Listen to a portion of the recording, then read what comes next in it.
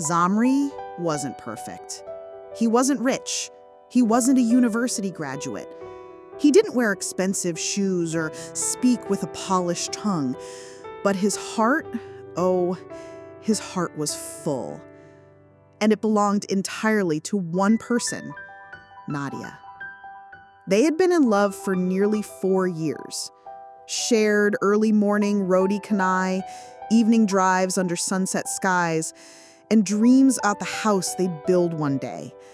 So when they finally gathered the courage to meet Nadia's parents to propose marriage, they thought love would be enough. But love, it seemed, wasn't dressed sharp enough for her father. "Is this the boy you've chosen?" her father asked coldly, looking Zamri up and down. Zamri bowed politely. Nadia squeezed his hand under the table. Her father didn't bother to hide his displeasure. No degree, no proper future, no.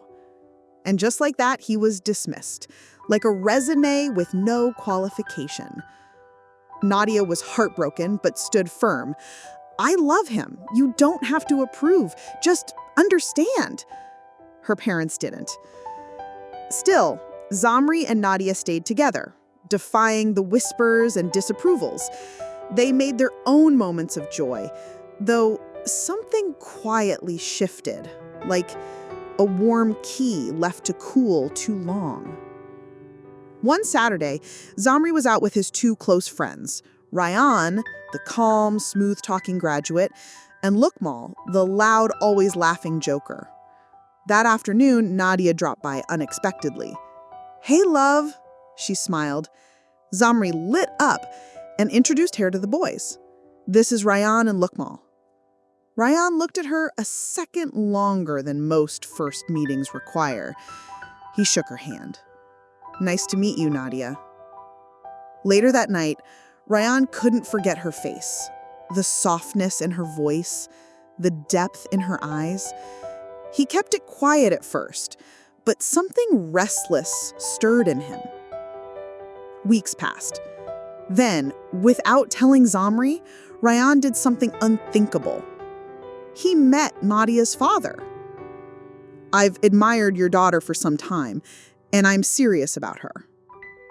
Her father, impressed by Ryan's education, suit, and polished talk, welcomed him like a son he wished he had. Eventually, Ryan was invited to dinner. When Nadia opened the door, she froze. "You're Zamri's friend," she whispered. Ryan only smiled. Her father beamed. "Come, sit, talk." Nadia felt betrayed. She avoided Ryan, barely speaking. But over time, with her parents' constant encouragement, reminders of Ryan's better future, and Zamri's quiet absence, her heart began to drift. It wasn't love, not at first, but it was comfort, approval, peace with her family. Zamri didn't know. Until one day, he saw them, Nadia and Ryan, at a cafe, laughing like strangers who never knew him. He stormed in. "What is this?" Ryan stood. "Zamri, calm down." A fist answered before the sentence could finish. Tables shook, chairs fell. Lukmal had to pull them apart. Breathing heavily, Zamri looked at Nadia.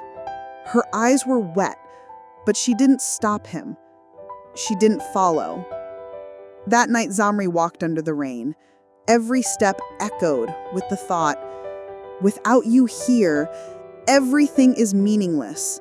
Maybe the words were true. It was all in vain. What else do I have to prove? Months passed. Zamri disappeared from everyone's life. He stopped replying to messages. Lukmo visited sometimes, but Zamri never spoke much. Just worked, slept, survived. Then, one evening, someone knocked at his door. It was Nadia.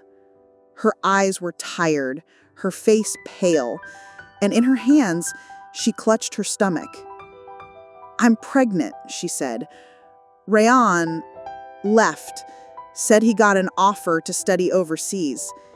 He blocked my number the next day. Zamri stared, speechless. I just needed you to know that, she whispered. I'm sorry. I made a mistake. Zamri looked away, holding back the tears that begged to fall. I apologize, he said slowly, voice breaking. I won't come back. Maybe we were just a dream in my mind. He looked into her eyes for the last time. Where did you go wrong?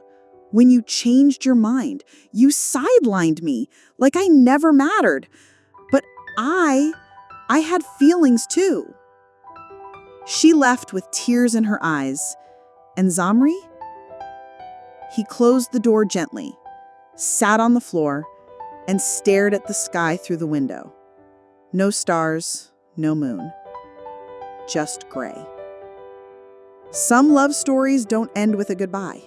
Some just fade into silence, where the only thing left is a memory and a sky that never turns blue again.